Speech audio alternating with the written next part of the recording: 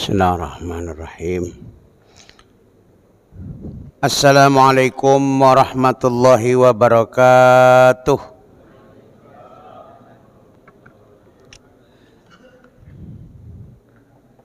Alhamdulillah alladzi an'amana bi ni'matil imani wal islam. Ashhadu an la ilaha illallah dzul jalali wal ikram wa ashhadu anna sayyidana Muhammadan abduhu wa rasuluhu wa huwa khairul anam. Rabbi shrah li sadri wa yassir li amri wahlul 'uqdatam min lisani yafqahu qawli. Amma ba'd.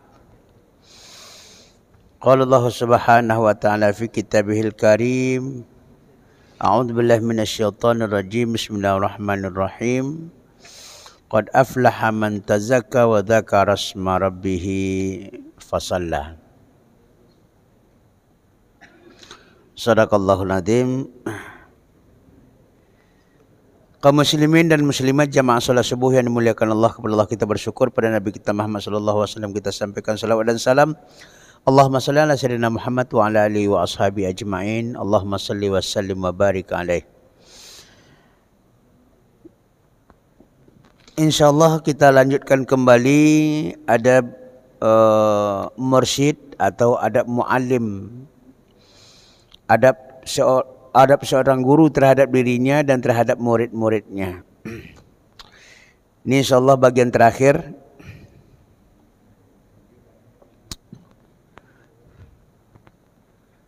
Satu, dua.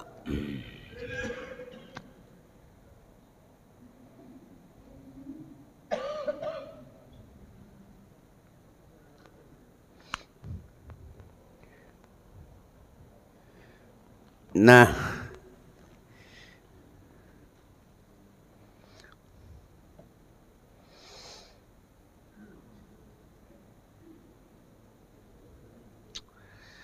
yang kedua,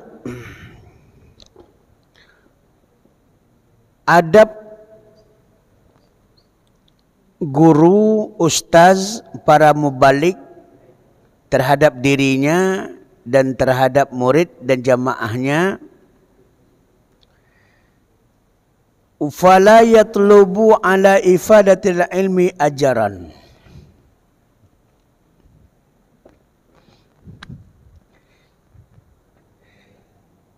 La yatlubu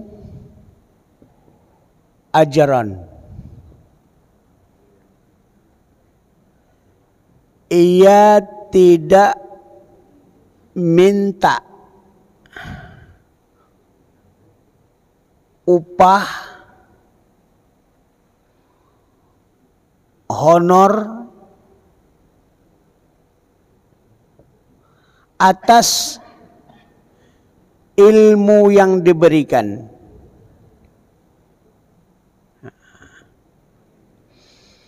Jadi kalau ada guru yang menetapkan ta'rif bayaran kajian yang diberikan, maka guru itu tidak beradab. Tapi syaratnya apa? Syaratnya talab atau yas'al. Ittabi'u man la yas'alukum ajrah. Ittabi'u man la yas'alukum ajran wa hum muhtadun. Surat apa, Bu? Dalam surat Yasin. Ikutilah oleh kalian man lam yas'alukum ajra. Orang yang mengajarkan agama kepada kalian tapi dia tidak minta ajra, tidak minta upah, tidak minta honor. Yang kedua, wahum muhtadun, dan mereka itu tetap dalam petunjuk Allah Subhanahu wa taala, tidak sesat gurunya. Jadi dalam surah Yasin itu ada dua. Ittabi'u man la yas'alukum ajran wa hum muhtadin. Kriteria guru di situ itu apa? Dia tidak minta upah, tidak minta gaji atas ilmu yang disampaikan, dan mereka guru-guru itu tetap dalam petunjuk, bukan orang-orang yang sesat. Di situ dikatakan ulama, la yatlub la yas'al, tidak meminta sama, tidak menuntut dan tidak meminta. Tapi kalau ada yang ngasih, itu. Ini kata-kata yang tidak boleh itu guru tuh minta. Di situ letak kurang adabnya. Halo, assalamualaikum. Ini dengan Ustaz Nur Hadi, ya. Bisa ngisi di masjid kami, bisa. 1 juta sekali pertemuan, ya. Itu namanya minta. Yang tidak boleh itu yas'alukum ajra, yang minta kepada kamu upah, yatlubu ujran, atau yang menuntut upah. Makanya keikhlasan di dalam beramal, dalam mengajar, dalam beramal itu ada 3 bagiannya. Yang pertama, dia beramal, termasuklah ibadah sholat, puasa, termasuk ngajar nih lah. Tingkatan yang pertama sekali adalah la yarju syai'an illa ridallah. Dia tidak harap kepada suatu, tidak harap dibayar, tak harap dipuji orang, tak harap apa. Yang harapkan dia adalah ridha, mahabbah wa ridallah. Dia mengharapkan kasih sayang dan ridha Allah. Itu kualitas nomor 1.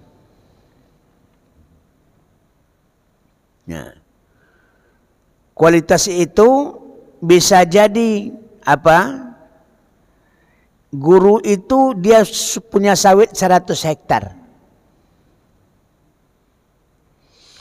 Tentu dia tidak akan mengharapkan 100-200 ribu lagi. Ya, guru ini seorang yang konglomerat juga, seorang pebisnis juga. Dalam arti kata, dia tidak akan mengharapkan lagi uang-uang honor daripada apa yang diberikan jamaah 100, 200, 300 ribu itu. Kenapa? Pengajiannya sebulan 30 juta, 40 juta, 50 juta sebulan. Makanya dia bisa mempertahankan itu. Saya hanya mencari kasih sayang dan ridha Allah Subhanahu wa taala. Tingkatan yang kedua, dia dalam hatinya mencari ridha Allah dan masih mengharap upah, tapi tidak minta. Mudah-mudahan jemaah kasih, mudah-mudahan jemaah memberinya, mudah-mudahan pengurus masjid mengasihinya. Ada harapan. Ini adalah tingkatan yang kedua. Tingkatan yang kedua, ikhlas ini seperti itu. Jadi di samping dia mencari ridha Allah, dia masih harap, masih butuh dia bayaran daripada apa? Tapi tidak meminta.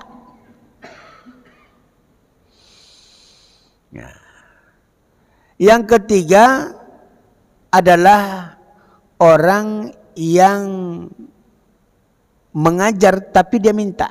Bukan orang yang mengajar tapi dia berharap.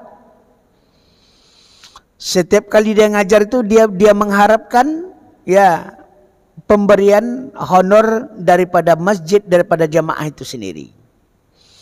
Ini tentunya bagi orang-orang yang tidak ada profesi lain kecuali profesinya dakwah itu kemana-mana. Tentu usahanya tidak ada usaha lain kecuali usahanya untuk berdakwah. Dijadikannya usaha dakwah itu sebagai profesinya. Ini 3 inilah golongan-golongan manusia. Tapi apabila dia yatlub yas'al, apabila dia menuntut upah atau dia meminta, maka keikhlasan hilang semuanya. Berharap boleh, tapi meminta jangan. Beda enggak berharap dengan meminta? Beda. Berharap itu mudah-mudahan jamaah kasih banyak, alhamdulillah, bisa nyengolahkan anak, bisa ini semuanya. Tentu orang yang kepepet anak kehidupannya. Yang tidak boleh itu yas'al yatlub. Sebagaimana dalam surat Yasin, ya, ittabi'u man la yas'alukum ajran. Ada pula sebahagian ini dia tidak minta. Nah, katanya saya tidak boleh ya menerima apa? Menerima honor dari sebagai seorang guru, sebagai seorang ustadz mubalik. Tapi nomor rekening serahkannya. Ya kalau mau Pak Ibu mau bantu juga, ini nomor rekening ini. Ya. Rupanya mereka sudah buat yayasan. Ya, setor ke rekening ini Pak ya. Ya 1 juta ke atas lah setor, enggak apa-apa katanya. Itu Ustadz Gali nama itu. Nah, sekarang banyak gitu tuh. Haram hukumnya nerima upah, haram hukumnya nerima upah. Dari mana? Rasul saja menerima upah dari peperangan itu humus 1/5. Siapa yang bilang? Allah yang bilang. Dalam surah Al-Anfal itu sudah jelaskan. Yas'alunaka 'anil anfal qulillahi war rasul. Apabila engkau bertanya tentang masalah harta rampasan perang, bagaimana pembagiannya ini? Itu adalah urusan Allah dengan Rasulnya. Allah sebutkan bahwasanya dari harta rampasan perang itu berapa didapatkan, berapa miliar didapatkan harta rampasan perang, humusuhu 1/5-nya adalah khusus untuk Rasul.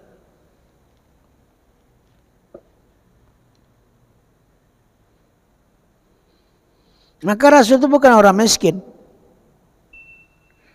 Ya, Allah Subhanahu wa taala sudah menentukan seperti itu.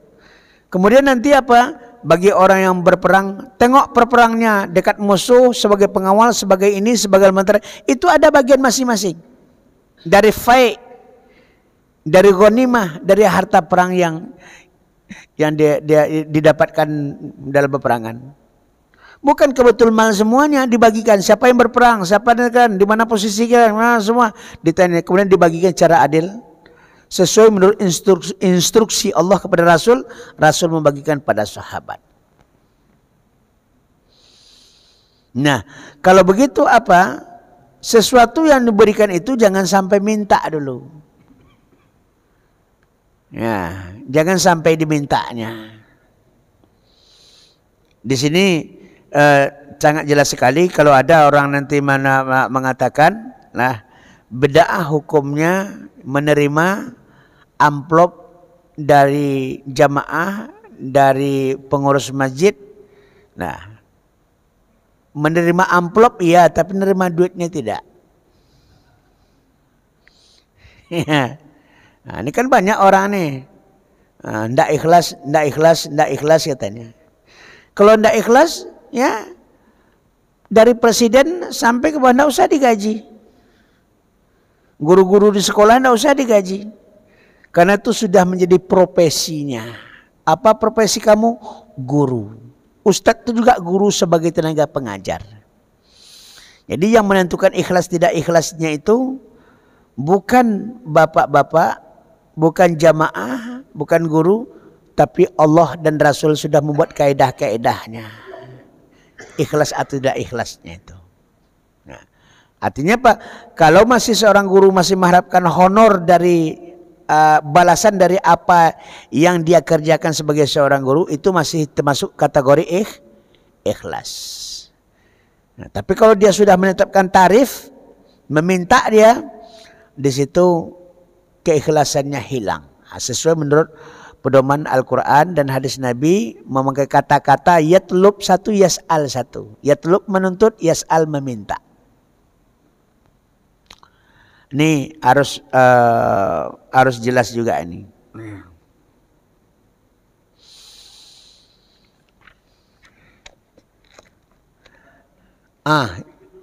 Iya.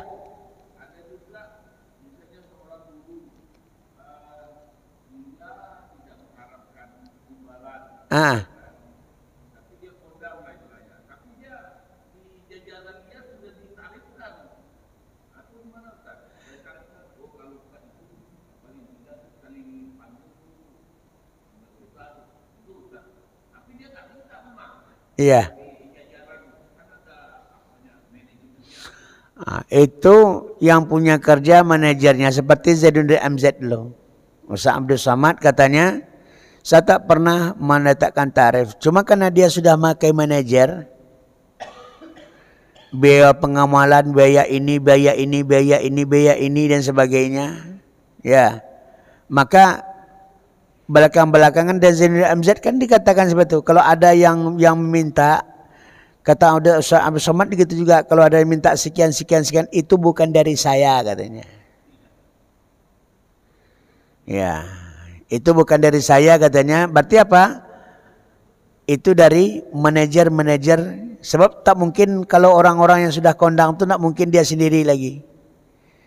Ya, kenapa? Karena permintaan orang itu banyak. Susun di bawah tuh. Kalau tidak ada manajernya kan susah nanti. Tentu manajer itu dia mengikuti ke Jakarta kemana, tiket dan sebagainya kan dari situ juga. Itu terbentuk dengan sendirinya. Ya, kalau manajernya meminta, tapi bukan ustadznya minta, itu salah manajernya nanti. Kenapa? Karena orang tidak akan menanggung dosa orang lain. Kecuali sudah manajer, ustadz dah bilang, saya pokoknya saya tidak menetapkan tarif. Kalian jangan coba-coba minta tarif. Kalau kau minta tetapkan tarif, itu dosa kalian sendiri. Kalau seperti itu dia bilang, misalnya saya Abdul Somad kepada tim manajernya, ya diminta lagi tim manajer sekian sekali ceramah, itu berarti kesalahan dan dosanya nanti terletak kepada, tidak terletak kepada dia lagi. Tapi kalau sekongkol antara manajer dengan ustadznya, tanggunglah itu bersama kan, keikhlasannya itu. Memang yang memancing suasana itu tuh jamaah. Jamaah ini kan bertanya dia, di sana di mana, berapa bayar kemarin? Sekian katanya. Tentu ada sebagian masjid yang dana masjidnya banyak, dia bayar sekian, akhirnya tertular tambah naik. Sehingga keluarlah ya kata-kata masyarakat, oh dengan ustaz itu mahal bayarannya, dengan itu mahal. Saya selalu itu, Ustaz biasanya dengan Syano itu sekian, dengan ustaz berapa katanya. Nah, kalau sudah begitu ujung-ujungnya nanti apa? Ustaz itu akan memilih masjid. Saya pernah terjadi, kan ada IKMI, ada MDI. Nah, ya malumlah sama-sama ustaz. Kan ada yang profesinya sebetul, ada yang sampingannya itu. Dan jadi pas dapat dua jadwal, yang satu musala, yang satu masjid. Waktu pertama dulu, ya. Jadi dibaginya semua masjid itu dia ngisi. Musala setor sama kita kan. Musala sama terkata. Dia tidak tahu rupanya musala ini lebih besar pula dari masjid bayarannya lagi. Kenapa? Musala di situ tuh lingkungan orang-orang elit, perumahan-perumahan elit musolanya. Tak kecuali dengan tarangnya, Pak. Setelah cerita-cerita sama kawan-kawannya, tengah-tengah dia. Hah? Katanya. Ini kadang-kadang. Jadi jangan kita berpatokan kepada tarif. Kenapa? Kenapa Allah Subhanahu wa taala memberikan min haitsu la yahtasib, rezeki dari arah yang tak pernah dia duga. Bukan dari jamaah saja, tapi dari yang lain. Mana contohnya? Banyak kita berjamaah dikenal oleh orang, nanti misalnya di NU dimasukkan kita, di MUI dimasukkan kita, di berbagai instansi dimasukkan kita. Orang kebanyakan dengan kita. Besok Ustaz bisa ngisi sini, Ustaz bisa ngisi ini. Itu sebenarnya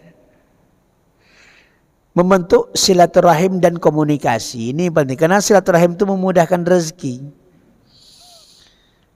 Ini dalam persoalan ini ya. Jadi wala taziru waziratun wizra ukhra. Kamu tidak akan menanggung dosa orang lain. Siapa yang menetapkan tarif, dialah ya yang tidak akan mendapatkan keikhlasan itu sendiri. Baik, yang ketiga adalah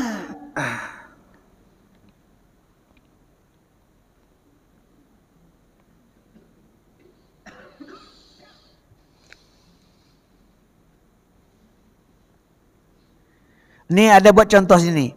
Kalladhi yu'arukal ardu, seperti orang yang meminjamkan kepada kalian sebidang tanah.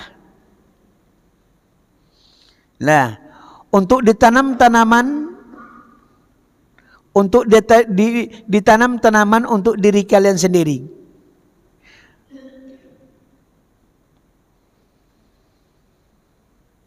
Nah, seperti kita minjam tanah kepada seseorang, kita tanam. Setelah kita tanam, kita panen. Manakah yang banyak hasilnya, untuk pemilik tanah atau untuk pengelolanya? Biasanya mana banyak hasilnya? Hah? Iya. Nah, begitulah. Jadi misalnya yang punya tanah dapat 1/3, yang tukang tanam dapat 2/3. Karena ada pupuknya, ada penanamannya, panennya, semuanya. Tapi ada juga kesepakatan 50-50, 50-50. Artinya apa? Bisa juga antara guru dengan murid itu tergantung kesepakatan. Kalau dia sudah jadi profesi. Nah, ada masjid itu kita dengar saldonya berapa? Saldo masjid kita 400 juta. Ngasih membaliknya 50.000. Itu kan saku berjahit namanya itu. Ya. Antara seperti perusahaan besar tapi membayar gaji karyawannya, itu artinya atas kesepakatan. Maka kalau kita datang ke tempat suatu instansi, sekolah sebagainya, melamar, ya, Bapak bisa ngajar di sini, cuman kemampuan ekonomi kami untuk menggaji Bapak sekian. Kita tak minta kan? Tergantung kita, sanggup kita atau tidak. Kalau pas untuk beli minyak aja ongkosnya ke situ kan, mana lagi untuk makannya? Begitulah semua. Jadi seperti orang yang menyewakan sebidang tanah, ya, tentu di situ berapa negosiasi kita dengan dia? 50-50 misalnya. Nah, di sini tapi yang diharapkan apa? Nah, tazidu ala manfa'a sahibul ard. Fakaifa takluduhu minnah wa sabab fi ta'lim aksar min asabil muta'allim. Oleh sebab itu apa? Hasil orang yang mengelola tanah lebih banyak daripada hasil yang punya tanah. Artinya guru yang mengelola, memberikan kajian kepada murid-muridnya itu lebih banyak dapatnya ketimbang jamaah. Ini dalam apa? Sawabul akhirah, dalam segi pahala untuk akhirat di sisi Allah Subhanahu wa taala. Jadi pahala guru itu dalam mengajar aksar, lebih besar, lebih banyak min sawabil muta'alim, dari pahala muridnya di sisi Allah Subhanahu wa taala. Nah, sekarang ada masjid ini. Kalau tidak ada diisi masjidnya, ya. Kalau tidak ada diisi masjid ruhnya pengajiannya, maka nilainya tidak akan ada di situ. Yang memberi ruh nilai itu apa? Guru, imamnya, pengurus masjidnya. Kalau lahan masjid saja, tidak ada pengurusnya, tidak ada imamnya, tidak ada ustadznya situ, jadi apa dia? Maka manfaatnya akan kurang. Maka pengurus masjid itu dalam aturannya, karena mengurus masjid, imam dan sebagainya itu hukumnya fardu apa? Fardu kifayah, Pak. Fardu kifayah. Berarti kewajiban kita semua.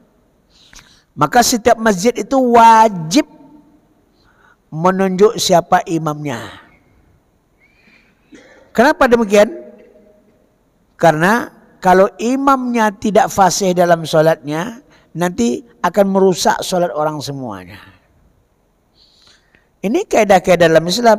Hendaklah kamu memilih afsahu minkum, yang lebih fasih di antara kamu. Kalau ada orang yang menjadi imam tak fasih dia, komplingkong bacanya had, bacanya ha, dot dibacanya da, maka orang yang fasih di belakangnya tak sah solatnya kalau tahu dia itu. Bukan sepele. Nah, kenapa? Karena masih ada yang lebih. Jadi usahakan siapa yang fasih, siapa yang lebih tua umurnya, siapa yang lebih alim dan siapa yang lebih fasih itu. Maka wajib hukumnya menuntut memilih imam dalam salat. Dan di tempat lain kalau di Mesir itu pengurus masjid semuanya itu digaji. Karena fardu kifayah. Masjid Al-Azhar, Masjidil Haram, siapa yang tidak digaji Masjidil Haram? Dari imamnya, dari pengurusnya, semua digaji. Ya, jadi kita tengok ada pengurus masjid yang tidak menerima gaji, yang tidak dibayar, oh itu sudah hebat. Hebat itu. Dia mendapatkan 2 pahala sama seperti guru tadi itu.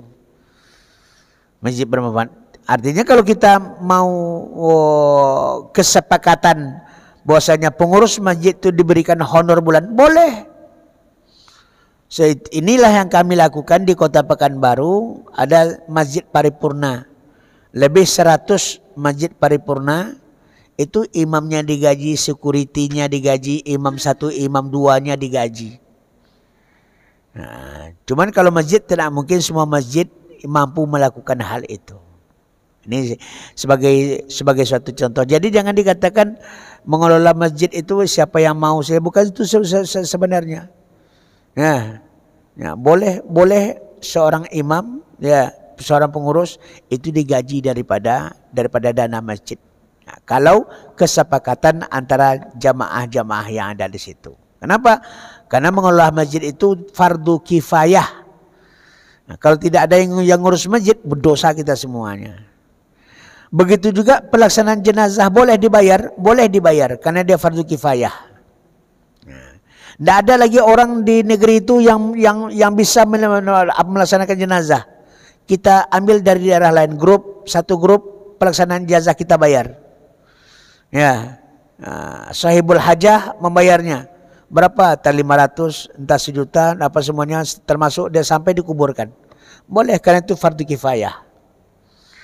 Ya. Tanggung jawab bersama itu apabila ditanggung oleh sebagian orang, lepas tanggung jawabnya maka dia bayar itu orang. Ya. Ini Bapak Ibu hadirin yang dimuliakan Allah Subhanahu wa taala.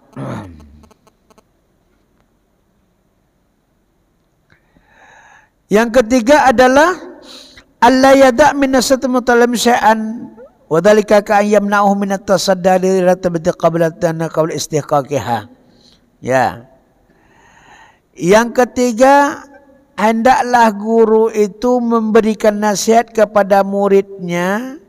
Nasihat itu yang mampu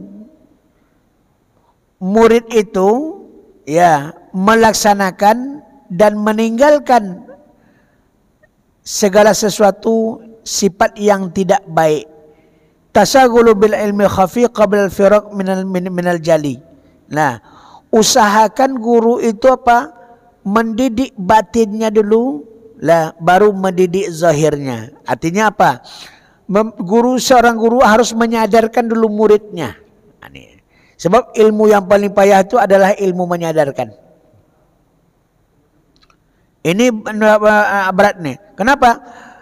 Sehingga ilmu yang diberikan guru itu menghambat muridnya untuk melakukan perbuatan-perbuatan maksiat. Kalau begitu apa? Ilmu yang harus disampaikan guru dulu, ilmu bagaimana menyadarkan, khafi, ilmu yang tersembunyi, ilmu yang tersirat. Nah, contohnya apa? Ilmu yang tersirat contohnya tentang ilmu akidah. Kita buat satu contoh. Bagaimana murid ini merasakan kehadiran Allah dalam dirinya. Ini nanti setelah ini kita kaji anak-anak kajian-kajian akidah. Bagaimana murid ini merasakan kehadiran Allah dalam dirinya. Dilatih dia. Coba kamu ketika malam hari nanti kamu tahajud. Kemudian setelah salat tahajud kamu sentuhlah dari ujung rambut sampai ke ujung kaki. Nah, setelah itu kamu rasakan, kamu pikirkan siapa yang punya dari ujung rambut sampai ke ujung kaki itu. Kamu pertanyakan dirimu. Nah, setelah itu apa? Setelah itu kamu akan menjawab, rohanimu menjawab, semua ini adalah tidak ada yang punyaku. Semuanya milik Allah Subhanahu wa taala yang Allah titipkan kepadaku, yang wajib kupelihara dan kujaga. Dan ini tidak boleh dia beralasan. Nah, tidak ada alasanku untuk tidak beribadah kepada Allah. Maka terjawablah apa yang dikatakan oleh Habibun Najjar, wa ma liya la a'budul ladzi fatarani wa ilaihi turja'un. Tidak ada alasan bagiku untuk tidak beribadah kepada Allah, karena Allah yang menciptakan aku sesuai dengan kesucian fitrah Allah, dan suatu ketika aku akan kembali kepada Allah mempertanggungjawabkan kehidupanku di dunia ini.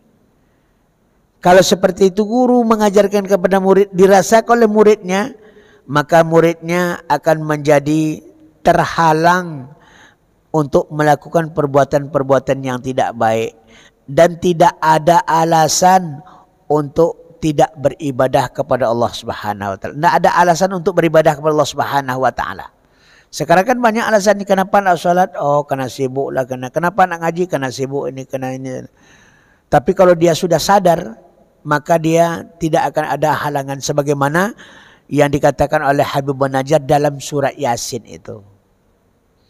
Nah, sekarang betapa banyaknya murid-murid jamaah-jamaah ya, yang apa? Murid-murid jamaah yang banyak alasan.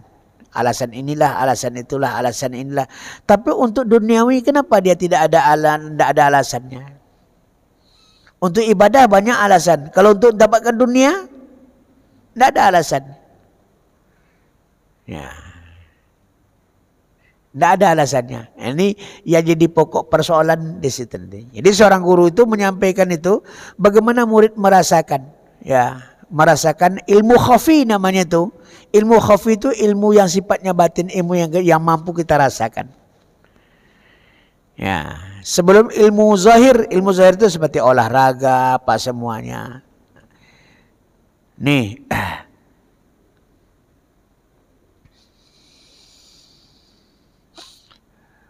Sehingga dengan demikian semakin jelaslah bagi murid tujuannya kepada Allah Subhanahu wa taala. Annal gharda yatbir ulum taqarrub ila Allah.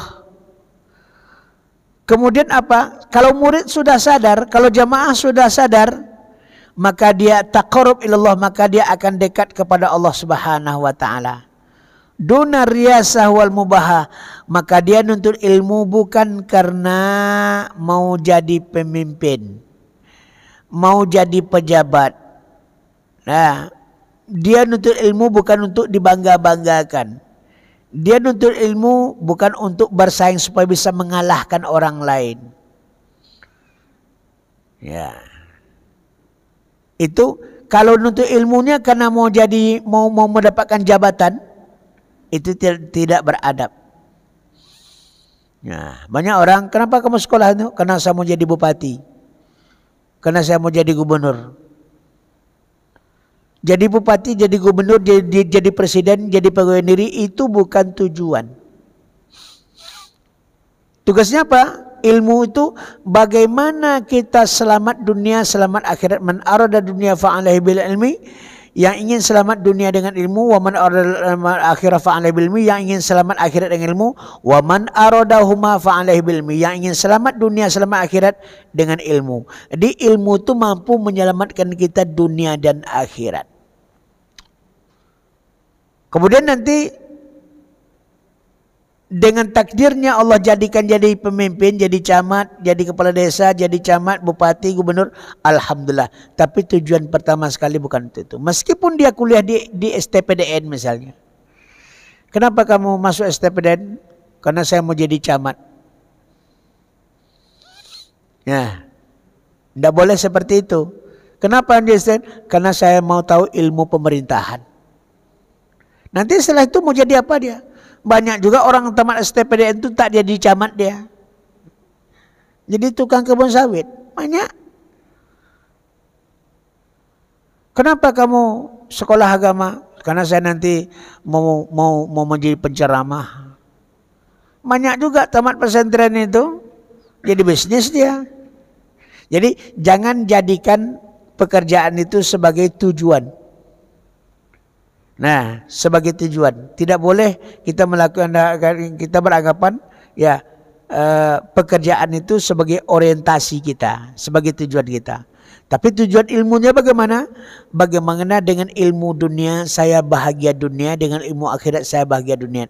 Nanti kerjanya kerja apa terserah dialah. Ya, banyak orang yang ambil jurusan IPA, dia tidak ngajar IPA juga. Ini contoh kan? Tidak mesti itu. Jadi kalau salah niat kan rugi kita.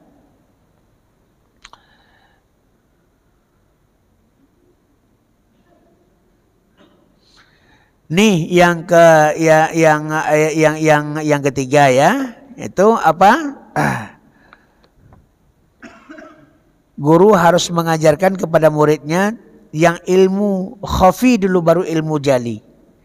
Yang keempat, wazifatul rabi'ah wa ya daqa'is sina'atut ta'lim ayazad an su'il akhlak.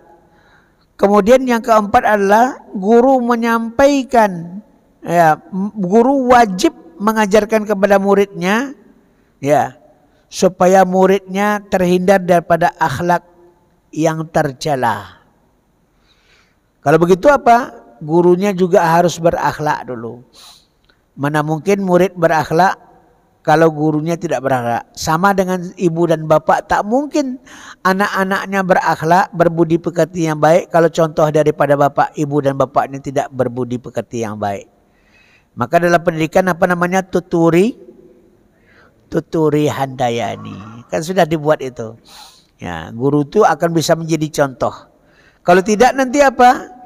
Berguru ke padang datar, dapat rusa, belang kaki. Berguru ke palang ajar, tanggung-tanggung. Ya, gurunya tidak serius, muridnya tak serius. Itu namanya berguru ke palang ajar, bagaikan bunga, kembang tak jadi. Tak jadi kembang tu bunga, tak jadi orang dia dengan sempurna. Jadi keberhasilan murid itu terletak juga pada bagaimana gurunya. Nah, ini yang kita tengok di sini. Kalau begitu bagaimana cara? Bitarikatir rahmah la bitarikatit taubih. Guru itu harus dengan rahmah, dengan cinta dan kasih sayang mengajarkan muridnya. Sebagaimana ustadz juga, ya, jangan ada di antara jamaah murid itu yang dibenci. Nah, kemarin kan juga itu adab muridnya, jangan ada murid yang tidak respect, yang tidak yang tidak sayang sama gurunya. Mana mungkin ilmu akan dapat kalau kebencian itu sudah ada dalam hati. Pasti itu kalau ada seseorang kita benci, apapun yang disampaikan kita akan menolaknya. Maka guru terhadap murid itu tidak boleh dendam. Ya, ini masih banyak guru-guru yang seperti di sekolah-sekolah. Kalau murid rajin bertanya itu rendah nilainya, karena guru tak dapat jawabnya.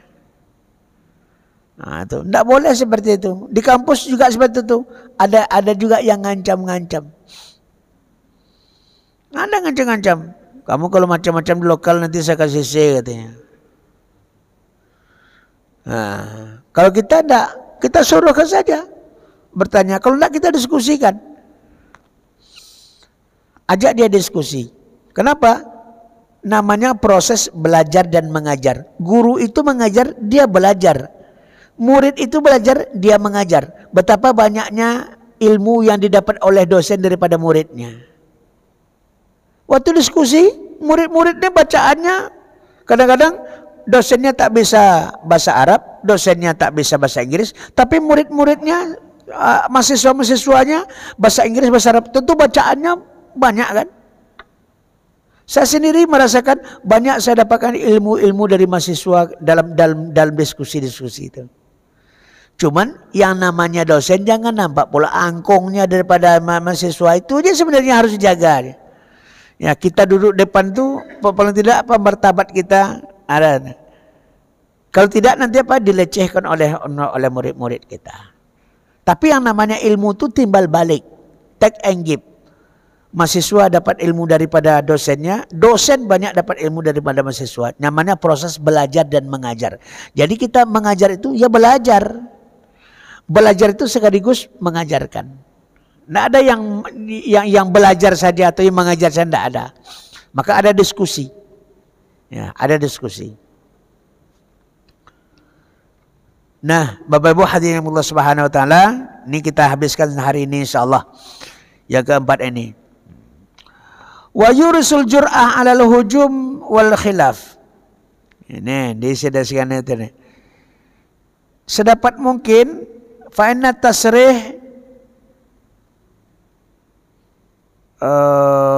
begini yu'assiru jur'ah 'alal hujum.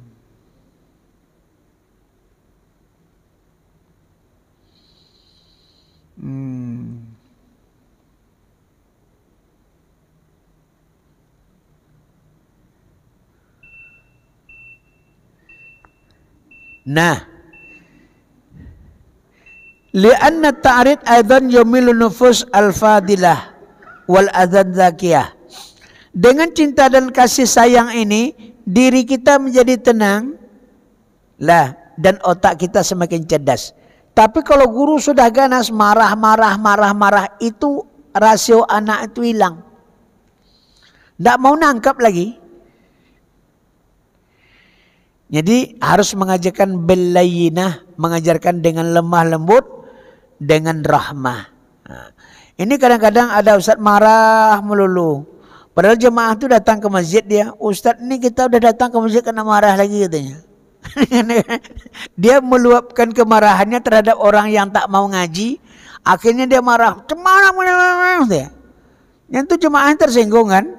Kita udah datang kena marah, tak datang kena marah juga katanya. kan susah seperti itu. Nah, sebenarnya itu marah itu karena meluapkan. Mengapa jamaah masjid sebesar ini orangnya sedikit tak mau datang gitu, marah. Tapi yang dimarahinya itu seharusnya apa? Langsung door to door. Maka dakwah jamaah tabligh itu paling hebat. Nah, coba tengok orang yang bertato, siapa yang menyadarkan mereka? Nah, tabligh. Hebat, diludahi, senyum dia. Kalau awak diludahi, selesai pak. Saya ikut jemaah tabligh waktu di Mesir. Berapa bulan saya ikut jemaah tabligh itu ke pasar-pasar gitu. Karena anta Indonesia, la yang fa'wahadan ada Arabi. Sombongnya. Kamu apa orang Indonesia? Ini orang Arab. Quran itu bahasa kami, apa pula kapasitas kamu memberikan kami nasihat-nasihat begini. Kamu orang Indonesia, bahasanya bukan bahasa Arab. Kami Arabi, bahasa Arab, Quran bahasa Arab, Nabi bahasa Arab, sombong-sombongnya. Ya saya bilang, Arab ya Arab. Tapi kan di sini ada Abu Jahal, ada Fir'aunnya juga saya bilang kan. Nah, ini untuk memukul mereka seperti itu ya. Kasar apalagi orang Arab kasar. Ruh katanya. Pergi itu ya. Kami tidak butuh nasihat daripada anda katanya. Tapi semakin dia usir, besok datang lagi kita. Besok datang 2, 3 kali, 4 kali, 5 kali, lama-lama nangis juga dia.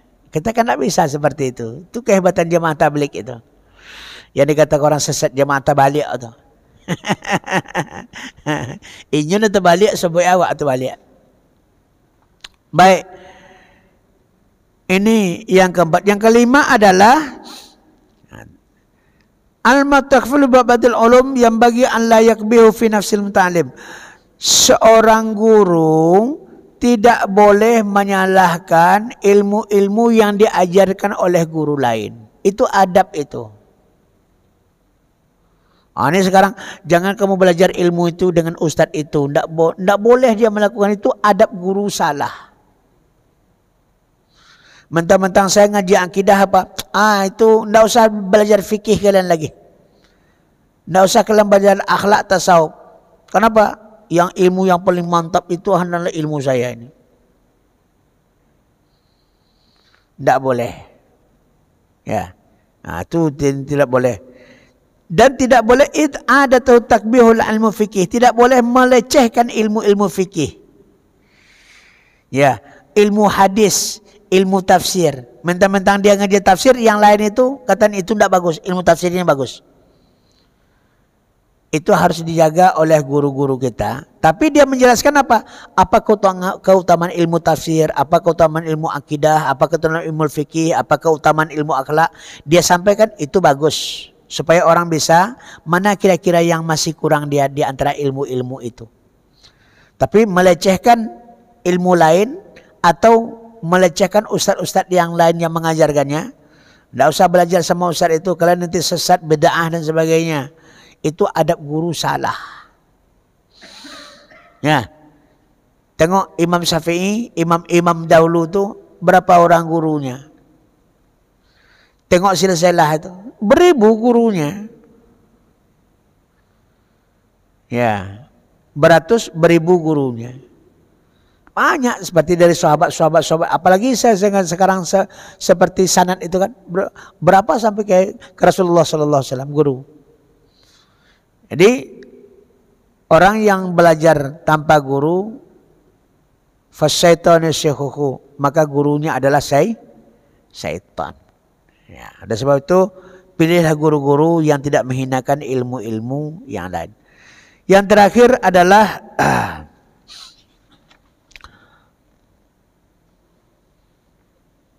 an yaktasir mutana ala qadri fahmi. Hendaklah guru itu menyampaikan ilmu itu sesuai dengan kemampuan muridnya, sesuai dengan kemampuan jamaahnya menangkap. Makanya saya kajian-kajian akidah ni kadang-kadang istilah-istilahnya banyak. Mengapa pakai papan ini? Pakai papan ini supaya kita bisa tahu Arabnya bagaimana, bahasa Indonesianya bagaimana, secara bertahap mengajarkan itu untuk memahami itu sebenarnya. Ya, jangan nanti anak TK yang diajarkannya dia pakai istilah itu adalah suatu kolaborasi yang diintegrasikan antara satu sama lain. Mana TK ada apa, Pak?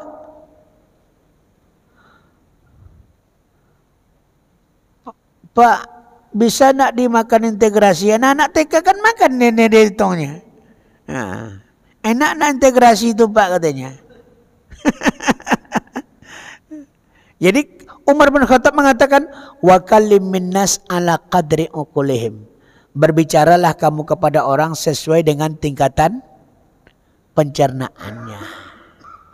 Oleh sebab itu Nabi Musa berdoa, Rabbi shrah li sadri wa yassir amri wahlul 'uqdatam min lisani yafqahu qawli. Ya Allah, lapangkan dadaku dalam menyampaikan kepada Fir'aun nanti. Wa yassir amri, mudahkan segala urusanku.